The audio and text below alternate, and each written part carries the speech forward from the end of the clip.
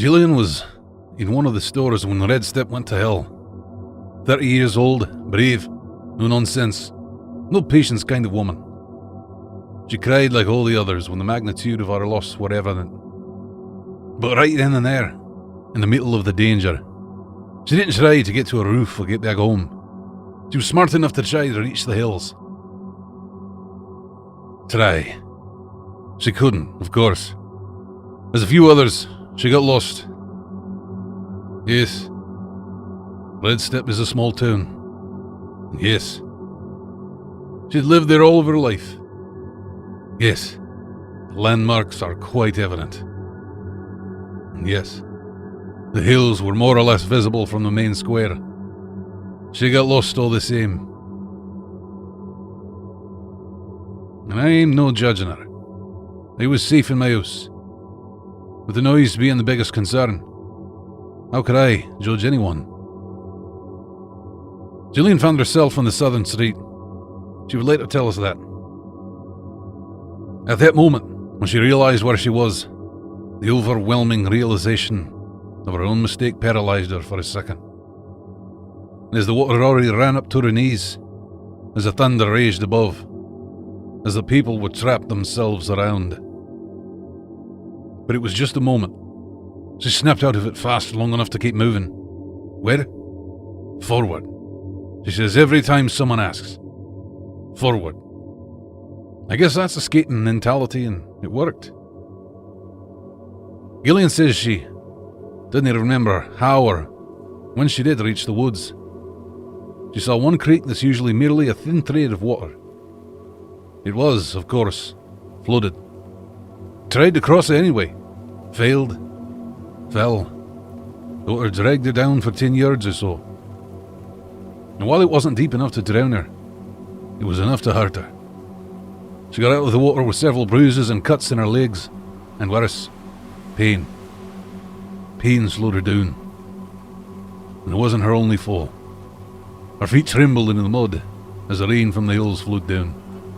Not to the knees, not as high as inside the town, but high enough to slow her down even more. She got lost in the woods. Gillian recalls that at some point it was so dark among the trees, under the black clouds, it looked like it was 3 a.m. In the distance, she saw something. A building. A building she didn't think was there. Oh aye, she heard the rumours 10 years ago about some construction deep into the woods. And she heard the stories kids her age would say. A haunted place. A secret government facility. A mad artist's house. Jonas said he was there every week to smoke pot, and Marla said her uncle worked there in July. Said there were some parties there. Here and there. None of them were truth. Well, that was a government-funded building. 98% finished, but that's it. Under such storm, even in the woods with mild protection from the trees, exhaustion, and kicking fast.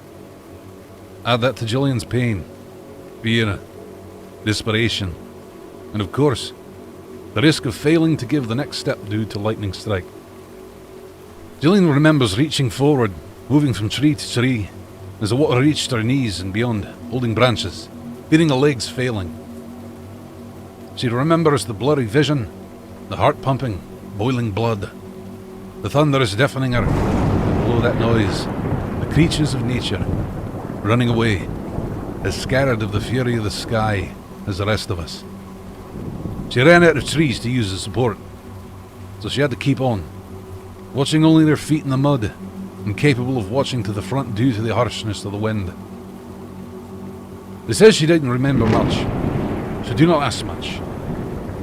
She did tell us that, at some point, she was walking with her hand up, trying to reach another tree, and found a wall. Gillian followed the wall until she found a door. Tried to open. It was closed. Punched it and yelled at it for as long as she could, until someone opened. Good, said the man. The first one has come.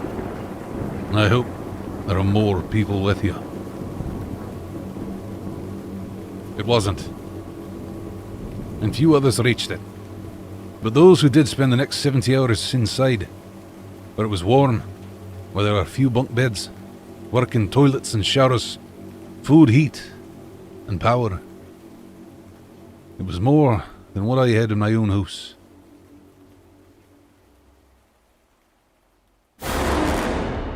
For another story, tune in next Tuesday. Meanwhile, watch another video. And don't forget to like, share, and subscribe. Check the description for our social media. And sleep well. If you can.